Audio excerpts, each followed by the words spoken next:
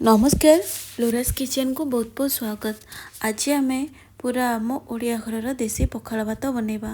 तो चलते डेरी नक भिडियोटी स्टार्ट करवा। तो ये आम प्रथमे पखाल भातटा को छुंक देवा। तो मुझे नहीं जाइए भातटा रे मु ऑलरेडी पानी मिसई देछि। एबे सेथिरे आमे लूण को ऐड कर देबा। गोटे आंब कसिया अदा को सेथिरे आमे एमती क्रश कर नबा। जदि आंब कसिया अदा नाही ताले आकु स्किप मध्य करि परिबे, किंतु जदि अछि ताले आकु निश्चय देबे। या द्वारा स्वाद बढ़ी जिवो। एबे आमे सेथिरे फ्रेश दही को ऐड करबा। अल्प टिके सोरिष तेल देदेबा। गोटे कड़ाई को गरम करिकि सेथिरे आमे हाफ चामच कम जीरा और सोरिष को ऐड करबा। से भलरे फुटी आसला परे लंका आउ भृसंग पत्र को देदेबा। भृसंग पत्रटा आपन एठी निश्चय देबे। एबे हाको आमे से मिक्स करके रखिथिबा भातरे बा हमर पखाला भातरे ऐड कर देबा। या द्वारा स्वादटा आहुरी बढ़ी जिवो। तो एबे कोन करबा ना गोटे सुखा लंका को आमे एमती टिके गैस रे जस्ट हल्का के ताकुटी पोड़ी देबा और ताको संगे संगे नै कि आमे पखाला भातरे दे देबा। एबे देखंतु गोटे नुआ उपाय रे पखाला कंसा एठी रेडी हे गला। एबे मो कोन करछि ना 2.5 चामच जीरा सांग को 5 चामच मु दे देछि सोरिष, गोटे सुखा लंका आउ 10 ରୁ 12 गुला रसुण को मु भिजे के रखी देछि। तार गोटे पेस्ट बनै नेबा चिकन करिके। 2टी छुई 3टी एमती छोट साइज आलू आ पोटल को भलरे मु धोई नेछि आ ताको एमती लंबा लंबा करी काटी देछि। कड़ाई रे आमे 1.5 ग्लास पाखापाखि पानी की देके सेथिरे ताको आमे प्रथमे गरम करनबा। पानी गरम होला परे काटी के रखिथिबा सब परिबा को दे देबा। सेथिरे स्वाद अनुसार लूण आ हळदी गुंड हाफ चामच को ऐड करिके ताको लो टू मीडियम फ्लेम रे भलो भाबरे आमे सिझेई देबा। पानी को आपण देखि देबे, बेसी अधिक किंबा कम देबेनी। जेमती सब परिबा टिके बुडी जाउथबो सेतकी ही देबे।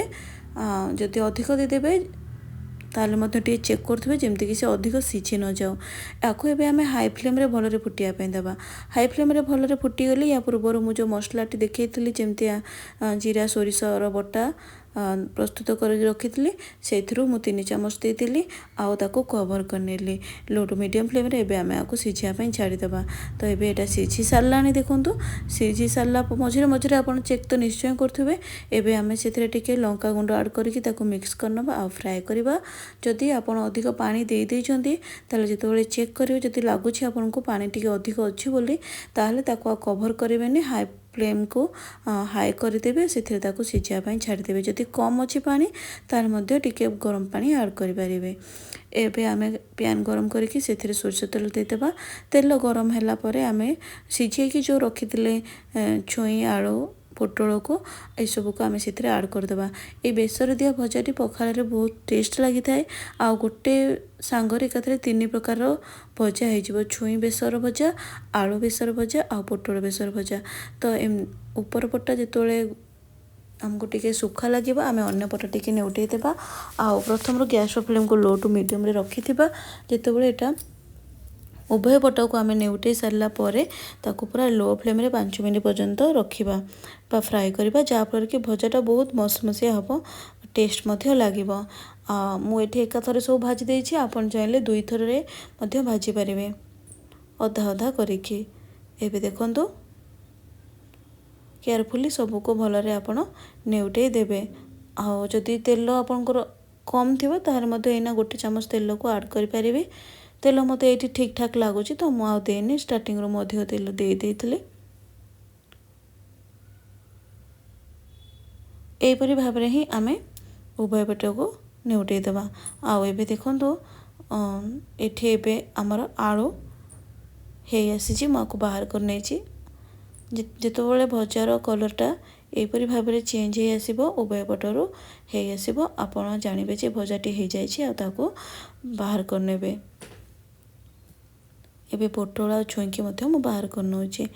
एबे आमे कोन करिबा ना गोटे बाउल नै जिबा। सेथिरे दे देबा आमे गोटे बड़ चामच रो कॉर्नफ्लोर। सेथिरे आमे देबा हाफ चामच कम हळदी गुंड, लंका गुंड। आमे एबे गोटे बैगण रो भजा करिबा। एटे गोटे छोट छोट आ लंबा टाइप रो बैगण मिले सेटा को मानिछि। आपण जो भी बैगण भजा एमती बनै कि पखाल रे खाइले बहुत भल लागिबो।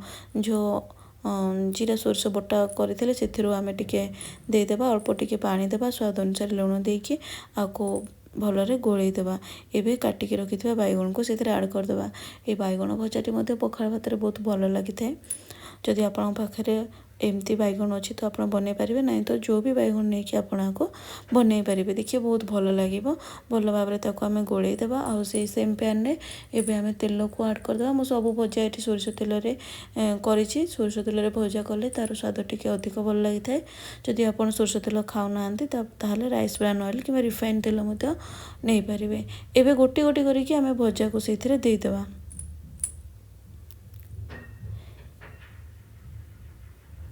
एबे मो गैस रो फ्लेम को लो टू मीडियम रे रखी सब भजा को ऐड कर सारा पर आम से कौन करवा ना अल्प टिके पानी दे देकी से ताको ऐड करदेवा ताको कवर करदेवा ताकि बैगनटा मध्य टिके सीझीज ये बहुत शीघ्र बनीज से मुझे बनइले एबे गोटे पट देखो जो पानी देते से पूरा सुखी जाइए आ गोटे पटरू एमती सुखिला देखा आम से अन्न पटटा कि नेउटेदेवा ए भजा बहुत ही शीघ्र बनीज तो आपण ताको बेसी समय घोड़े रखिदेवे ना तो से तलू पड़ज आ उभय पटर कलर जो चेंज हो आसो से जानवे जे भजाटी आमर हो आसी मत चेक करेंगे सीझी कि ना सीझी तो निश्चय जीव तापर आमर ए बैगण भजाटी रेडी हो एबे आमे अन्य पट टिके नेउटे देले तो ताकू मध्य आमे टिके कवर करके रखिदेवा ताकि से पट्टा बहुत भल सीझी जाओ बोले एबे देखंतु आमर ए भजाटी रेडी हो जाइए एबे मु कौन करछि ना चकटा चकटी गोटे बैगण आ गोटे टमाटो को एमती रखी आ से सोरिष तेल ऐड करदेली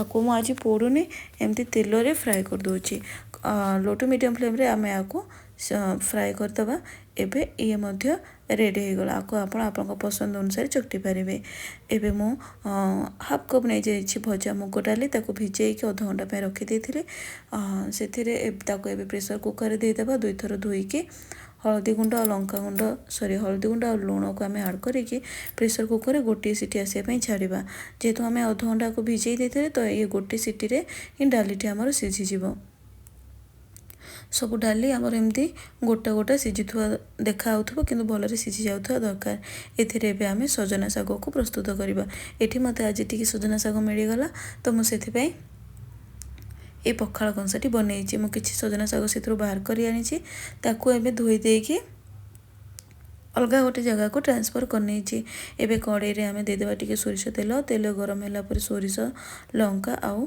पियाज को आमे ऐड करदेबा पियाज को आपण एमती लंबा लंबा करके काटिबे पियाज को पूरा नाली करदेबेनी से टिके सॉफ्ट हो आसला परे आपण कौन करेंगे ना जदि आप शाग टिके पिता बेले बेले शाग पिता लगी थाए यही समय गोटे कप्र पानी की ऐड करदे पानी फुटला परे आपण शाग को देबे आउ जदि पिता नहीं ताले एमती डायरेक्ट करें किंतु जदि पानी देके शाग को ऐड करेंगे ताले केबे भी शागटा पिता लगे किंतु ये शागटा पिता नहीं तो मुझे एमती ऐड कर देछि स्वाद अनुसार आम लुण को ऐड करबा आउ मिक्स करने की टिके कवर करदवा मझे आम आउ थे दी थर चेक करदे ए शागटा बहुत शीघ्र प्रस्तुत हो देखो शाग आमर ये अलरेडी 70% खंड हो जाए जो सीझे कि रखी थे आम मुग डाली ताको एबे आम देदेबा से सब पानी की से देदेबा कवर टिके करनबा आम सजना शागटा को मुग डाली देकी बनइले यार स्वाद आउ टिके अधिक आपन चाहे केवल पियाज रे मध्य भाजिकी